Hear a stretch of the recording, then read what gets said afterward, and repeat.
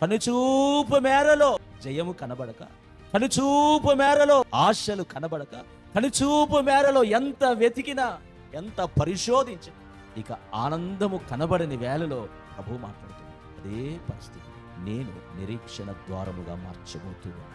కాల్చబడి తీర్పుకు గురైపోయి రాళ్ల చేత చంపబడి ఒక భయానికి గుర్తొస్తే నిద్ర రాని అనుభవాల్లో సాగిపోతున్న వారికి దేవుడు అంటాడు, అది మేత భూమిగా మారుస్తా, ఇక్కడ గొర్రెలు చక్కగా పండుకుంటాయి. ప్రైజ్ ది లార్డ్, హల్లెలూయా. ఇక నాకు నిద్ర రావట్లేదు, నెమ్మది లేదు అనుకుంటున్న ప్రజలతో ప్రభు చెప్పే మాట ఏంటో తెలుసా? ఆ స్థలాన్ని గొర్రెలు పశువులు అరుండే స్థలముగా నేను చెయ్యబోతూ ఉన్నాను.